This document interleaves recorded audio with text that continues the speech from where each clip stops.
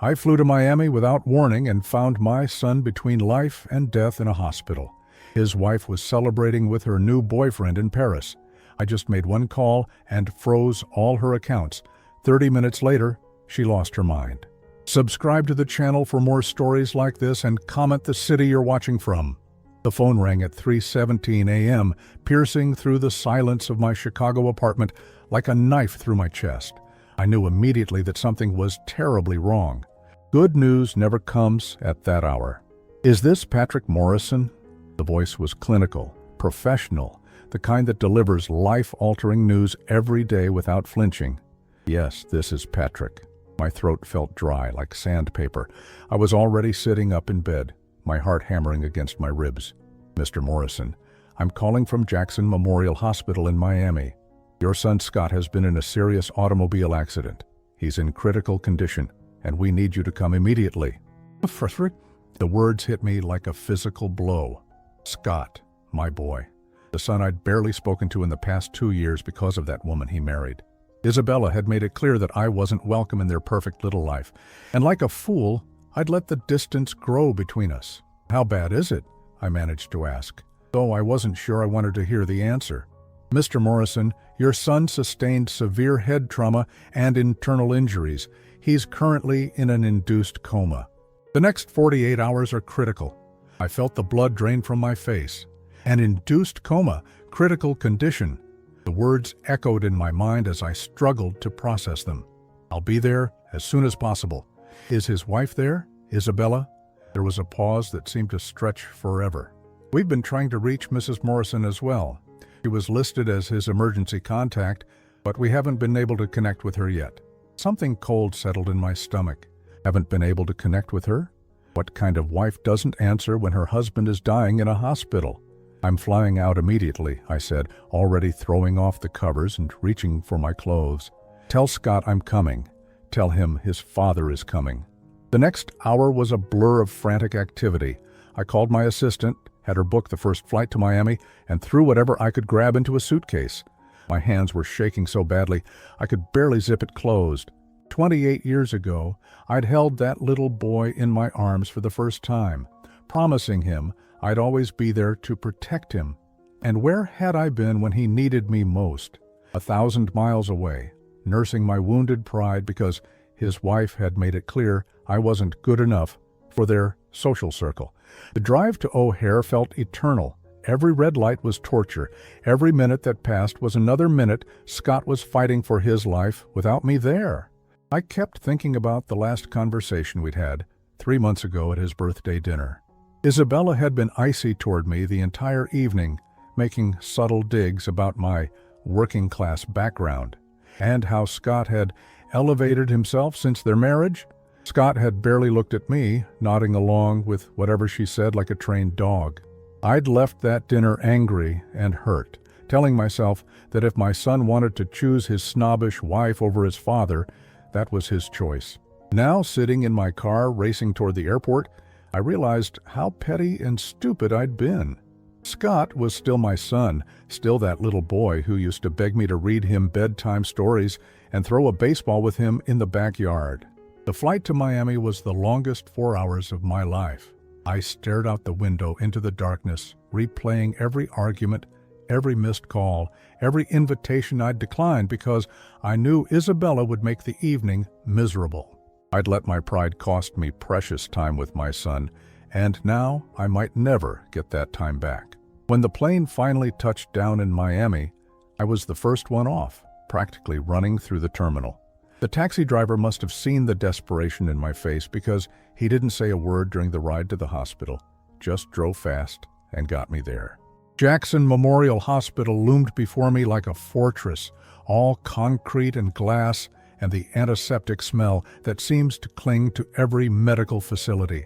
I rushed to the information desk, my heart pounding so hard I could hear it in my ears. "Scott Morrison," I gasped to the receptionist. "My son, he was in a car accident. I'm Patrick Morrison, his father." She typed something into her computer, then looked up at me with sympathetic eyes. "ICU, 7th floor. Take the elevator on your left." The elevator ride seemed to take forever. When the doors finally opened, I was hit with the sounds and smells of the intensive care unit. Beeping machines, hushed voices, that particular hospital smell that makes your stomach turn. A nurse directed me to room 714. Nothing could have prepared me for what I saw when I walked into that room. Scott, my strong, vibrant son, lay motionless on the bed, surrounded by machines and tubes. His face was swollen and bruised beyond recognition, and the steady beep of the heart monitor was the only sound proving he was still alive. I sank into the chair beside his bed, my legs giving out underneath me. This couldn't be happening. This couldn't be my son lying there, fighting for his life while I'd been 1,000 miles away, angry over something so trivial it seemed ridiculous now. "I'm here, son," I whispered, reaching out to touch his hand. It was warm but lifeless, no response to my touch. "Daddy's here. I'm not going anywhere." That's when I noticed something that made my blood run cold. The visitor log by his bed showed only medical staff entries for the past 3 days. Where the hell was Isabella? I hadn't left Scott's side for 18 hours. The nurses had brought me coffee and tried to convince me to get some rest, but I couldn't bring myself to leave him alone again. Every beep of those machines reminded me that my son was clinging to life, and I'd already lost too much time with him. Dr. Rodriguez, Scott's neurologist, came by during his morning rounds. He was a kind man with gentle eyes who seemed to understand that I needed hope as much as medical facts. "The swelling in his brain is starting to go down," he told me, checking Scott's chart. "That's a very good sign. We should be able to start reducing the sedation in the next day or two." "Hi, thank God," I whispered, squeezing Scott's hand. "When will we know if there's any permanent damage?" "We won't know the full extent until he wakes up, but the early signs are encouraging. Your son is young and strong. That's working in his favor." As Dr. Rodriguez prepared to leave, I asked the question that had been eating at me since I arrived. "Doctor, has anyone else been here to see Scott? His wife?" Dr. Rodriguez frowned, consulting his notes. "Mrs. Morrison came by briefly the first day after the accident. She spoke with the emergency room doctor and then left. We haven't seen her since." The first day, that was 4 days ago. My son had been fighting for his life for 4 days, and his wife had visited once and then disappeared. What kind of woman does that? After the doctor left, I pulled out my phone and tried calling Isabella's number. It went straight to voicemail, just like it had the dozen other times I'd tried. Her greeting was sickeningly sweet, all fake warmth and practiced charm. "You've reached Isabella Morrison. I can't take your call right now, but leave a message and I'll get back to you soon." I left another message, though I was beginning to suspect she wasn't planning to call back. "Isabella, this is Patrick. Scott is in critical condition at Jackson Memorial Hospital. He needs his wife here. Call me back immediately." That afternoon, I was dozing in the uncomfortable hospital chair when a nurse named Maria came in to check Scott's vitals. She was a middle-aged woman with kind eyes who'd been taking extra care of Scott since I arrived. "You know," she said quietly as she adjusted his IV, "it's nice to see someone who actually cares about their family member. We see a lot of people come through here, and trust me, not everyone has someone who stays by their side like you're doing." "What do you mean?" I asked, though something in her tone made my stomach tighten. Maria glanced toward the door, then lowered her voice. "I shouldn't be telling you this, but that first day, when your son's wife was here, she was on her phone the whole time talking about travel plans. Even when the doctor was explaining how serious his condition was, she was more interested in her conversation than listening." My hands clenched into fists. Travel plans. While Scott was unconscious and broken, Isabella was making travel plans. "Did you hear where she was going?" I asked, trying to keep my voice steady. Maria hesitated, then shook her head. "I really shouldn't say any more, but I will tell you this, that young man is lucky to have a father like you." After she left, I sat there stewing in my anger and disbelief. What kind of person abandons their spouse in a hospital to go on vacation? I thought about all the times Isabella had complained about Scott working too much, about him not being attentive enough to her needs. Now, when he needed her most, she was nowhere to be found. I pulled out my phone and did something I hadn't done in years. I logged into social media. Isabella was active on Instagram, always posting perfectly curated photos of her life. If she was traveling, She'd be documenting every moment of it. What I found made my blood run cold. Her most recent post was from yesterday, a picture of her holding a glass of champagne in what looked like a first-class airplane cabin. The caption read, "Finally, time for some much-needed R&R. Sometimes you have to put yourself first." I scrolled down to see more photos from the past few days. Isabella at an expensive restaurant. Isabella shopping in what looked like European boutiques. Isabella posing in front of what I recognized as the Eiffel Tower. She was in Paris. While Scott fought for his life in a Miami hospital, his wife was living it up in Paris. But what made me truly sick was seeing who was with her. In several photos, carefully cropped, but not carefully enough, I could see a man's arm around her shoulder, a man's hand holding hers. One photo showed 2 champagne glasses, clearly indicating she wasn't alone. My hands were shaking as I scrolled through the comments on her posts. Friends were commenting things like, "You deserve this," and "Have fun, gorgeous," as if they had no idea that Scott was lying unconscious in a hospital bed. I screenshot every single post, my rage building with each image. 4 days.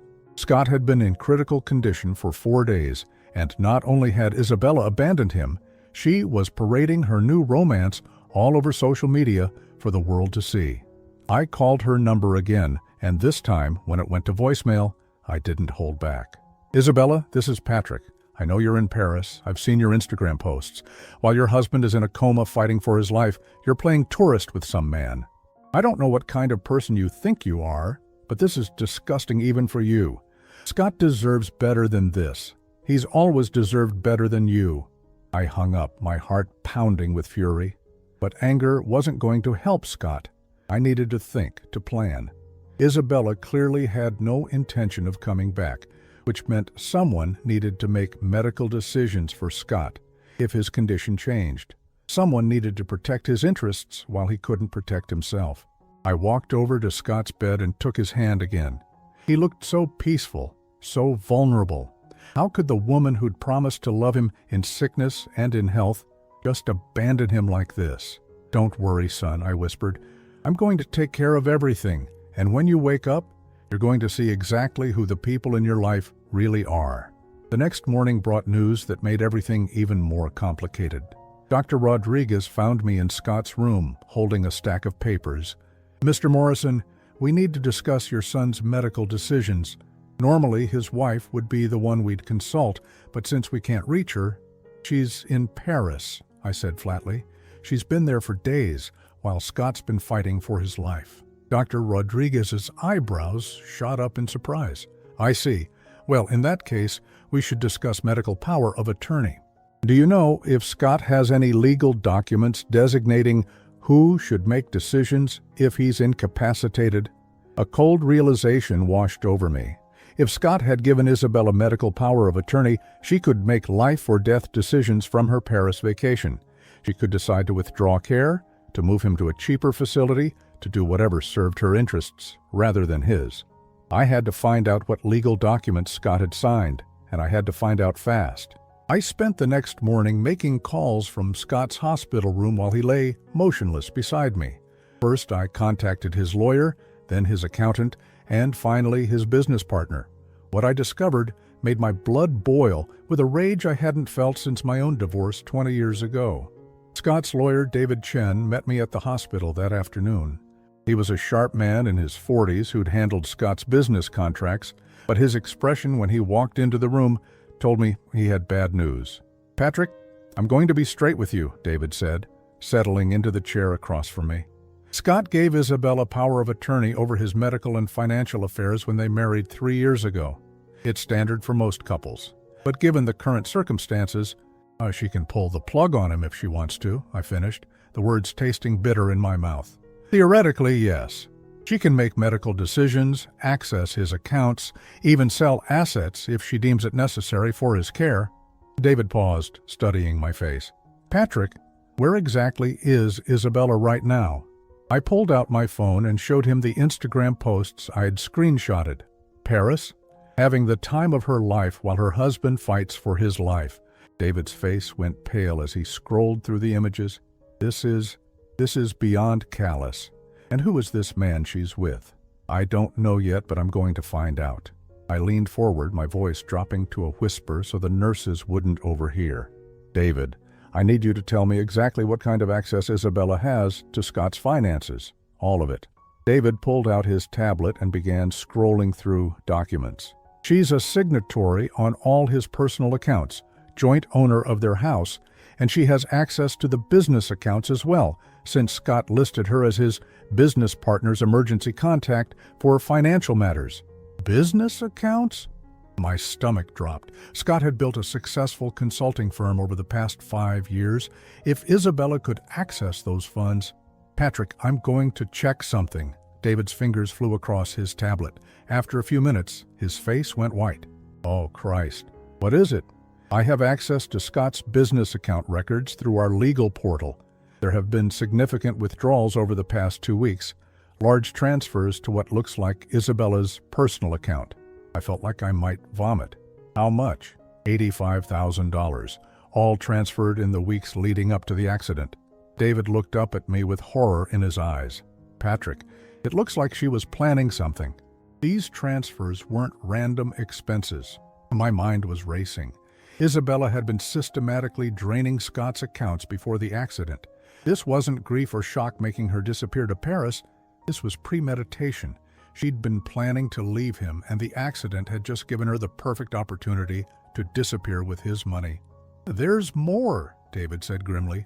I'm looking at their joint credit cards, plane tickets to Paris, purchased 5 days before the accident, hotel reservations, restaurant bookings, shopping expenses. She's been planning this trip for weeks.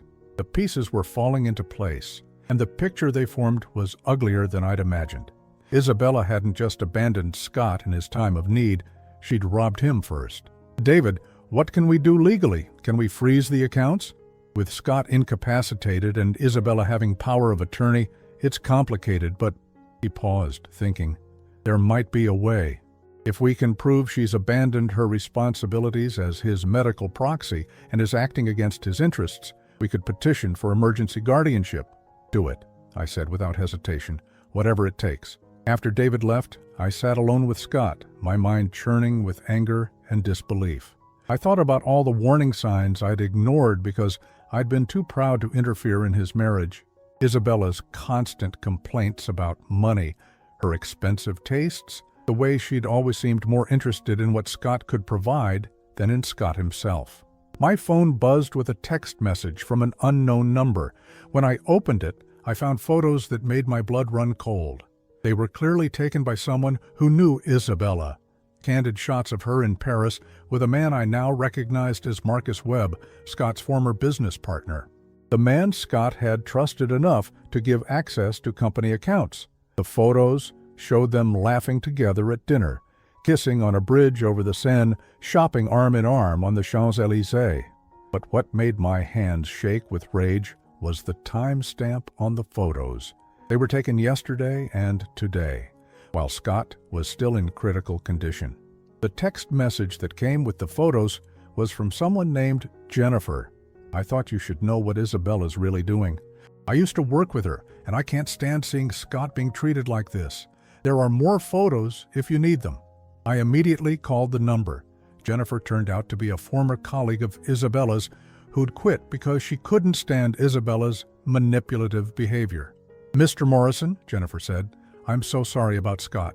He's a good man, and he doesn't deserve this. Isabella's been bragging to anyone who'll listen about her European adventure with Marcus. She's been planning this for months. Months? My voice came out as a croak.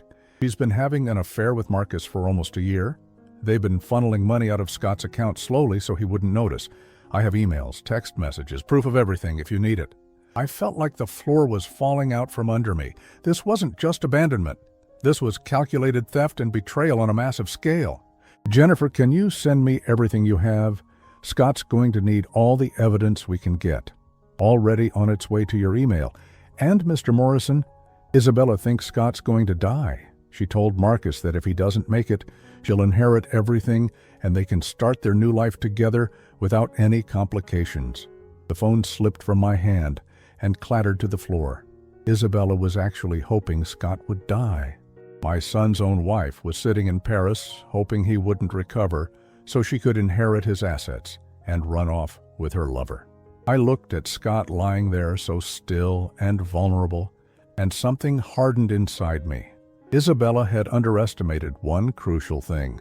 She'd forgotten that Scott had a father who would fight for him, and I was about to show her exactly what that meant. I picked up my phone and started making calls. First to David Chen, then to my own lawyer, then to a private investigator I'd used in my business dealings. If Isabella wanted to play games while my son fought for his life, I was going to make sure she lost everything. But first, I was going to make sure she couldn't access another penny of Scott's money. I might not have power of attorney, but I had something Isabella had overlooked. I was Scott's father, and I had connections she'd never dreamed of. By 8 o'clock that evening, I had assembled a team that would make Isabella's perfect little Paris vacation turn into a nightmare. My lawyer, my accountant, a private investigator, and David Chen all worked through the night to build what we called Operation Protect Scott. The first step was the most satisfying. Using the evidence Jennifer had provided about Isabella's systematic theft and abandonment of her medical proxy duties, we filed an emergency petition for me to become Scott's temporary guardian. Judge Martinez, who'd been on the bench for 30 years, took one look at the Instagram posts of Isabella partying in Paris while Scott lay unconscious and signed the order immediately. "This is one of the most callous cases of spousal abandonment I've ever seen," she told me, as she signed the papers. "Your son is lucky to have a father willing to fight for him." The moment that signature was dry, I became Scott's legal guardian with full authority over his medical and financial decisions. Isabella's power of attorney was suspended pending a full investigation into her actions. The second step was even more satisfying. I called my banker, Tom Stevens, who'd been handling my business accounts for 15 years. Tom had connections at every major bank in the country, and he owed me several favors from deals I'd helped him close. "Tom, I need you to freeze every account my daughter-in-law has access to. All of them. Joint accounts, credit cards, business accounts, everything." "Patrick, you know I can't just—" "I'm Scott's legal guardian now," I interrupted, faxing him a copy of the court order. "And I have evidence that Isabella has been systematically stealing from him while he's been in a coma. This is fraud, Tom. Criminal fraud." Within 2 hours, every account Isabella had access to was frozen solid.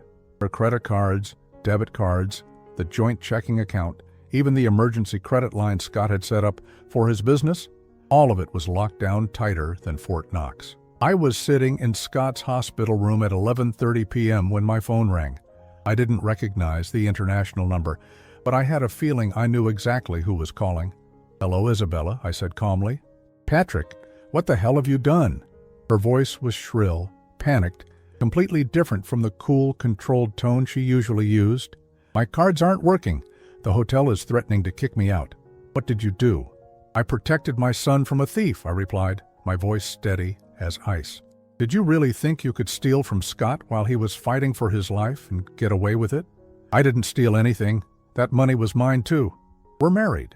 "Were you married when you booked that Paris vacation 5 days before Scott's accident? Were you thinking about your husband when you were transferring $85,000 from his business accounts? Were you being a loving wife when you abandoned him in the hospital to go play house with Marcus Webb?" The silence on the other end of the line was deafening. "That's right, Isabella. I know about Marcus. I know about the affair, the planned theft, all of it. What I want to know is how you could look at my son lying there unconscious and think it was the perfect time for a romantic getaway." When she finally spoke, her voice was cold, calculating. "Scott is going to die anyway, Patrick. The doctors said the brain damage could be severe. I'm not going to waste my life taking care of a vegetable." My grip on the phone tightened so hard I thought it might crack. "He's not going to die, Isabella, and he's not brain damaged. The doctors are very optimistic about his recovery." Another silence, then a bitter laugh. "Of course they are. They always say that to keep hope alive. But I've done my research, Patrick. Head injuries like Scott's don't just heal completely." "Your research? You mean the 30 seconds you spent with his doctor before running off to Paris?" "I'm not coming back," she said firmly. I'm done with that life, done with Scott, done with all of it. You can have your precious son back. Actually, Isabella, you are coming back. Because right now, you're stranded in Paris with no money, no credit, and Marcus Webb is about to find out that all the business accounts he's been stealing from are frozen too. Your boyfriend is probably getting some very interesting phone calls from his bank right about now. I heard her sharp intake of breath. You can't do this. I have rights. You had rights when you were Scott's wife and medical proxy, but you abandoned those rights when you left him here to die while you went off to play with your boyfriend. The court agrees with me. The court? What court? Patrick, what did you do? I did what you should have done from the beginning. I'm taking care of Scott. I'm his legal guardian now, Isabella. You have no authority over his medical care, his finances, or anything else. And when he wakes up, and he will wake up, he's going to know exactly what kind of person he married. The line went quiet except for the sound of her breathing fast and panicked. You're bluffing, she finally said, but her voice shook. You can't just take away my rights like that. Check your email, I said calmly. I had my lawyer send you copies of all the court documents. You have 72 hours to return to Miami for a hearing, or you'll be found in contempt of court. Oh, and Isabella? The Miami police are very interested in talking to you about the unauthorized transfers from Scott's business accounts. Something about fraud and theft during a medical emergency. You bastard, she hissed. No, Isabella, I'm a father protecting his son from a predator. Something you clearly don't understand. I hung up and immediately called Jennifer, who answered on the first ring. How did it go? She asked. Perfect. She's panicking, and she's going to panic even more when she realizes Marcus is in the same boat. Did you get those bank records I asked for? All of them. Marcus has been siphoning money from Scott's business for months, using Isabella's access codes. They've been planning this for almost a year, Patrick. The Paris trip was supposed to be their celebration before disappearing with Scott's money permanently. I looked over at my son, still unconscious, but looking more peaceful than he had in days. The doctors had said they might be able to start reducing his sedation tomorrow. Jennifer, I want you to know that when Scott wakes up, he's going to need friends who really care about him, people who didn't abandon him when he needed them most. I'll be there, she said simply. Scott deserves better than Isabella, and he's going to realize that soon enough. 20 minutes later, my phone rang again. This time, it was a blocked number. Patrick Morrison? The voice was male, nervous. Who is this? Marcus Webb. Look, I think there's been some kind of misunderstanding about the business accounts. I laughed, actually laughed. The only misunderstanding, Marcus, is that you thought you could steal from my son and get away with it. How are those credit cards working out for you in Paris? I never stole anything. Isabella said she had permission to... Isabella didn't have permission to give you access to accounts that weren't hers. She didn't have permission to transfer business funds to pay for your vacation.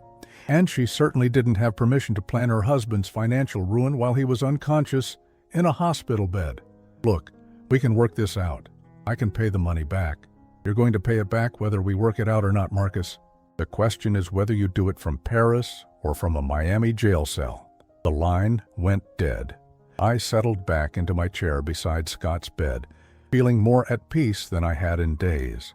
Isabella and Marcus were trapped in Paris with no money, no credit, and a growing legal nightmare waiting for them back home. Meanwhile, Scott was getting the best care possible, surrounded by people who actually gave a damn about him. My phone buzzed with a text message from Isabella. This isn't over. I texted back. You're right, it's not. See you in court.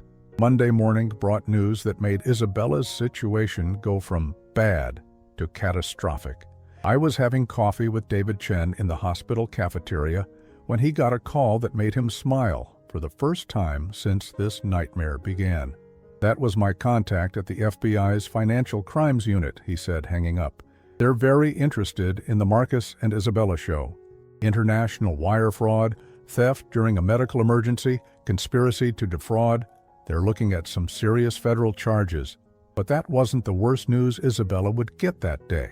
Not by a long shot. I'd spent Sunday night making phone calls to every contact I had in the business world. Scott had built his consulting firm on relationships, trust, and reputation. When word got out that his business partner had been stealing from him while his wife abandoned him in a hospital, Those same business relationships became weapons. The first domino fell at 9 a.m. when Meridian Industries, Scott's biggest client, terminated their contract with Marcus's side of the business, effective immediately. The CEO, Robert Hutchins, called me personally. "Patrick, I've known you for 15 years and I know Scott is cut from the same cloth," he said. "When I heard what that bastard Marcus was doing while your son was fighting for his life, I couldn't get off the phone with our legal department fast enough. We're not just terminating his contracts, we're pursuing legal action for breach of fiduciary duty." By noon, 3 more major clients had dropped Marcus. By 2 p.m., it was 6. Word travels fast in business circles, especially when it involves someone stealing from their comatose partner. But the real devastation came when I implemented the second phase of my plan. See, Isabella had made a crucial mistake when she'd been so eager to get access to Scott's accounts. She'd signed documents making her responsible for the business's debts and liabilities. It was supposed to be a formality, just paperwork, that would let her handle things if Scott was ever unavailable. She'd never imagined that Scott's father might use that signature against her. Working with David and my forensic accountant, we discovered that Marcus had been using company funds not just for the Paris trip, but for months of personal expenses. Expensive dinners, luxury purchases, even rent payments for an apartment he'd been keeping secret from his own wife. The paper trail showed over $200,000 in misappropriated funds. Under the terms of the partnership agreement Isabella had signed, she was personally liable for Marcus's theft, every penny of it. I was sitting beside Scott's bed that afternoon when my phone rang, Isabella's number. "You son of a bitch," she screamed the moment I answered. "What did you do to Marcus's business?" "Nothing that wasn't deserved," I said calmly. "How's Paris treating you now that your credit cards don't work?" "We're stuck here, Patrick. The hotel won't let us check out without paying, and Marcus can't access any of his accounts either." Funny how that works. When you steal from people, eventually there are consequences. "We didn't steal anything," I laughed, a cold sound that seemed to echo in the hospital room. "Isabella, I have bank records showing you and Marcus transferred over $200,000 from Scott's business accounts. I have emails between you two planning to disappear with the money. I have photos of you celebrating in Paris while your husband was unconscious. What exactly would you call that?" Silence. "But here's the really beautiful part, Isabella. Remember those partnership documents you signed last year? The ones that made you legally responsible for any financial irregularities in the business? Well, congratulations. You're now personally liable for every penny Marcus stole." "That's impossible." "I didn't know. You didn't know your boyfriend was stealing from your husband? You didn't know you were helping him transfer funds illegally? Isabella, we have text messages between you two discussing the thefts. We have evidence that you provided him with access codes. You were a willing participant in everything." I could hear her crying now, the mask of sophistication finally slipping away. "Please, Patrick, I made a mistake. I was confused, emotional about Scott's accident. I wasn't thinking clearly." "You were thinking clearly enough to book a vacation to Paris 5 days before the accident. You were thinking clearly enough to transfer $85,000 out of Scott's accounts. You were thinking clearly enough to abandon your husband in his hour of greatest need." "I'll come back. I'll make this right." "Oh, you're definitely coming back, Isabella. The FBI wants to talk to you about international wire fraud. The Miami police have some questions about theft and abandonment. And my lawyer is very excited to discuss your personal liability for Marcus's crimes." Through the phone, I could hear Marcus in the background yelling at someone in French. Apparently, their hotel situation was getting worse. "Patrick, please, I'll pay everything back. I'll sign whatever papers you want. Just make this stop." I looked over at Scott, and for a moment I thought I saw his eyelids flutter. The doctors had been reducing his sedation, and they'd said he might start showing signs of consciousness soon. "You know what's funny, Isabella? A week ago you had everything: a husband who loved you, financial security, a good life. All you had to do was be there for Scott when he needed you most. But you were so busy planning your escape that you forgot one crucial thing." "What?" she whispered. "You forgot that Scott has a father who loves him more than you ever did. And I don't give up on family. What do you want from me? I want you to come home and face the consequences of your actions. I want you to look Scott in the eye when he wakes up and explain why you abandoned him. I want you to explain to a judge why you thought stealing from your comatose husband was acceptable behavior. And if I don't, then you and Marcus can stay in Paris and explain to the French authorities why Interpol is interested in talking to you about international financial crimes. I hear French prisons are lovely this time of year. The line went quiet for a long moment. "We'll be on the next flight home," she finally said, her voice broken. "Good. My lawyer will pick you up at the airport. Oh, and Isabella, don't even think about running. We've already frozen Marcus's passport, and yours will be flagged the moment you try to use it anywhere except for a direct flight to Miami." After I hung up, I sat back in my chair and allowed myself a moment of satisfaction. Isabella and Marcus were learning that actions have consequences, and their consequences were just getting started. But the best news was yet to come. Dr. Rodriguez appeared in the doorway with a smile I hadn't seen from him before. "Mr. Morrison, I have good news. We're going to start waking Scott up tomorrow morning. His brain scans show excellent activity, and all his vitals are stable. I'm very optimistic about his recovery." I felt tears spring to my eyes. "He's going to be okay?" "Barring any unforeseen complications, yes. Your son is going to make a full recovery." I looked at Scott, my brave, strong son who'd survived not just the accident, but also the betrayal of the person who was supposed to love him most. Tomorrow he'd wake up to discover the truth about his wife, but he'd also wake up knowing that his father had fought for him when he couldn't fight for himself. And Isabella? She'd be coming home to face the music she'd been dancing to for months. Scott opened his eyes on Tuesday morning at 10:47 a.m., just as Dr. Rodriguez had predicted. I was holding his hand when his fingers twitched, then squeezed mine gently. When his eyes focused on my face, the first word he whispered was, "Dad." "I'm here, son," I said, fighting back tears. "I'm right here." "What happened?" His voice was rough from the breathing tube, but it was the most beautiful sound I'd ever heard. Dr. Rodriguez checked his pupils, asked him some basic questions, and confirmed what we'd all hoped for. No significant brain damage, no major cognitive impairment. Scott was going to make a complete recovery. It was 2 hours later, after the medical team had finished their examinations, that Scott asked the question I'd been dreading. "Where's Isabella?" I looked at my son, this brave man who'd survived so much, and I made a decision. He deserved the truth, all of it. "She's on a plane back from Paris," I said simply. Scott's brow furrowed in confusion. "Paris? What was she doing in Paris?" "That's a long story, son. Are you sure you're ready to hear it?" Something in my tone must have warned him because his expression grew serious. "Tell me." So I told him everything, the abandoned visits, the Instagram posts, the affair with Marcus, the stolen money, all of it. I watched my son's face go through a range of emotions, confusion, disbelief, hurt, and finally a cold anger I'd never seen from him before. He was in Paris with Marcus while I was in a coma for over a week. "She visited you once, the first day, then disappeared. If it wasn't for some kind nurses and your friend Jennifer sending me evidence, I might never have known the full extent of what she was doing." Scott closed his eyes, processing everything. When he opened them again, they were filled with a pain that had nothing to do with his physical injuries. "I trusted her with everything, Dad. The business, the house, all of it." "I know, son. But she made her choices, and now she has to live with the consequences." That evening, Isabella and Marcus arrived at Miami International Airport to find police officers waiting for them. I wasn't there. I was at the hospital with Scott, but David Chen called to tell me how it went. "They tried to act like victims right until the handcuffs went on," he said. Isabella kept insisting she was just confused and emotional about Scott's accident.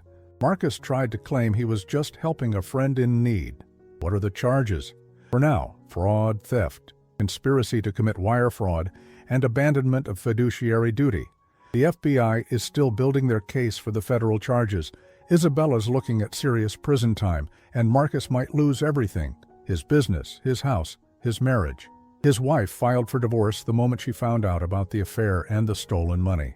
3 days later, Isabella was released on bail and came to the hospital. I was in Scott's room when the nurse announced that his wife was there to see him. Scott looked at me, and I could see the internal struggle on his face. "Do you want me to stay?" I asked. "Please." Isabella walked into the room looking nothing like the polished, confident woman who'd made my life miserable for 3 years. Her hair was unwashed, her expensive clothes wrinkled, and her eyes were red from crying. She looked like what she was, a woman who'd gambled everything and lost. "Scott," she said, her voice breaking, "thank God you're okay." Scott's expression was cold, distant. "Am I? Because according to the doctors, you told them you weren't sure if I'd recover. You told Marcus I might die, and that would make things easier for you too." Isabella's face went white. "I never said that. I was scared, confused." "Isabella." Scott's voice cut through her protests like ice. "I've seen the bank records. I've seen the Instagram posts. I've seen the emails between you and Marcus planning your new life together. Don't stand there and lie to me anymore." She collapsed into the chair by his bed, sobbing. "I made a terrible mistake. I was scared about your injuries, about the future. Marcus convinced me that we needed to protect ourselves financially in case I died or became a vegetable," Scott finished. "Is that what you were hoping for, Isabella? That your inconvenient husband would just disappear so you could run off with your boyfriend and my money?" "No, Scott, I love you. I've always loved you. You love my money. You love the lifestyle I provided. But you never loved me, Isabella. If you had, you wouldn't have abandoned me the moment things got difficult." I watched this exchange with a mixture of pride and sadness. Pride because Scott was handling this with more grace and strength than I would have at his age. Sadness because I could see the pain behind his controlled exterior. "I can change," Isabella pleaded. "We can go to counseling. I'll make this right." Scott was quiet for a long moment. When he finally spoke, his voice was calm, final. "The only thing you're going to make right is returning every penny you stole. My lawyer will handle the divorce paperwork. I don't want to see you again, Isabella. Ever." "Scott, please, get out." His voice was quiet but carried absolute authority. "Get out and don't come back." Isabella looked at me with desperate eyes as if I might intervene on her behalf. I stared back at her with cold indifference. "You heard my son," I said simply. After she left, Scott and I sat in comfortable silence for a while. Finally he spoke. "Dad, I owe you an apology." "For what?" "For letting her drive a wedge between us. For choosing her over you all those times.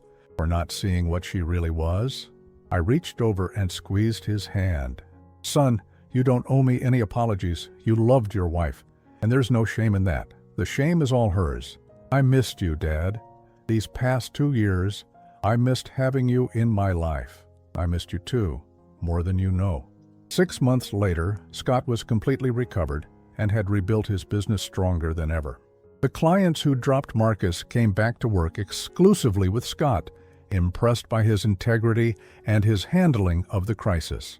Isabella pled guilty to multiple fraud charges and was sentenced to 3 years in federal prison. Marcus got 5 years and lost everything: his business, his house, his marriage, his reputation. They'd destroyed their lives for a few months of stolen luxury, but the real victory wasn't their downfall. It was what Scott and I built together in the aftermath. I sold my business in Chicago and moved to Miami to be closer to Scott. We became partners in his consulting firm, combining his technical expertise with my business relationships. We had dinner together twice a week, talked on the phone daily, and slowly rebuilt the relationship that Isabella had tried so hard to destroy. One evening, as we sat on Scott's patio watching the sunset over Biscayne Bay, he turned to me with a smile. "You know what the funny thing is, Dad?" "What's that?" "Isabella thought she was getting rid of dead weight when she tried to push you out of my life. She never realized she was the dead weight all along." I raised my beer bottle in a mock toast. "To getting rid of dead weight." "To family," Scott countered, clinking his bottle against mine. "The real kind." As I looked at my son, healthy, happy, and free from the woman who'd tried to destroy him, I realized that sometimes the worst things that happen to us lead to the best outcomes. Scott's accident had been terrible, but it had shown us both what really mattered. Isabella had tried to steal Scott's money, his business, and his life. Instead, she'd given us something priceless. She'd given us back each other. and that was worth more than all the money in the world.